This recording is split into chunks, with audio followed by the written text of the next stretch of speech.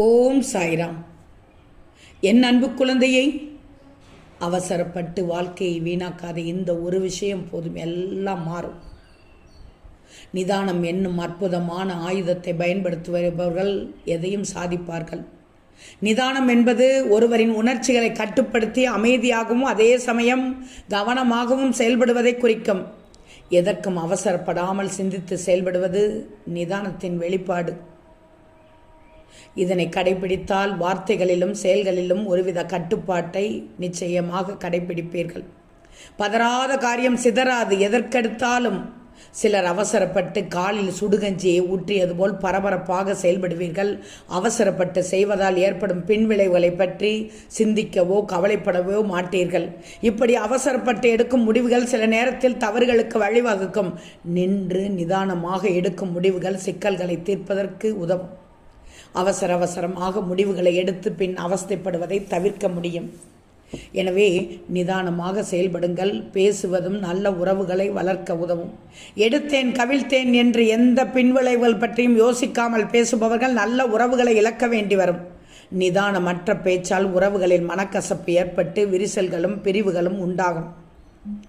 இதனால் தங்கமே, தேவையற்ற மன உளைச்சல்களை எதிர்நோக்க வேண்டியிருக்கும். எனவே பேச்சில் நிதானத்தை கடைபிடிக்க வேண்டியது மிக அவசியம். எதிலும் நிதானமாக செயல்படுவது மன அமைதிக்கு வழிவகுக்கும். இந்த நிதானம் உங்களுடைய இலக்குகளை அடையவும் சாதனை புரியவும் உதவும்.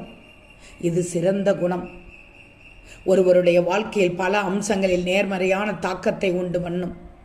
விவேகம், தைரியம், மனிதாபிமானம், நீதி, அதீத குணம் போன்ற எல்லா வலிமைகளின் செயல் மதிப்பீட்டில் உள்ள 6 நல்ல பண்புகளில் இதுவும் ஒன்று. நிதானம் தவறும் போது நீ இழப்பதற்கு நிறைய விஷயங்கள் வரிசையில் காத்திருக்கும். எனவே பிரச்சனைகள் அதிகரிக்கும் போது நீ வளர்த்து கொள்ள வேண்டியது கோபத்தை அல்ல, நிதானத்தை மட்டும்தான். இதுதான் உனக்கு நிம்மதியை பெற்றுத்தரும். நிதானம் மூலம் செயல்படுவதால் சூழ்நிலையை நன்கு புரிந்து கொண்டு பதட்டப்படாமல் சரியான முடிவை எடுப்பாய். என்ன நடக்கிறது, என்ன எதிர்பார்க்கப்படுகிறது, என்னென்ன சாத்தியக்கூறுகள் உள்ளன என்று ஆராய்ந்து சூழலை புரிந்து கொண்டு செயல்படுவாய். அது வெற்றிக்கு வழிவகுக்கும். ஒரு பிரச்சனையை அல்லது சிக்கலை எதிர்கொள்ளும் போது உடனடியாக ஒரு முடிவுக்கு வராமல் பல மாற்று வழிகளை யோசித்து ஒவ்வொரு வழிக்கும் சாதக பாதகங்களை ஆராய்ந்து எது சிறந்தது என்பதை தேர்ந்தெடுக்க தோல்வி என்பது உன்னிடம் நிச்சயம் தோற்றுத்தான் போகும். எனவே கோபம், வருத்தம் போன்ற உணர்ச்சிகள் மேலோங்கும் போது நிதானத்தை நீ இழந்து விடாமல் யோசித்து நல்ல முடிவு எடுப்பது நல்லது. நிதானம் என்னும் அற்புதமான ஆயுதத்தை பயன்படுத்தி உன்னால் நினைத்த எதையும் சாதிக்க முடியும் தங்கமே. ஓம் சாய்ராம்.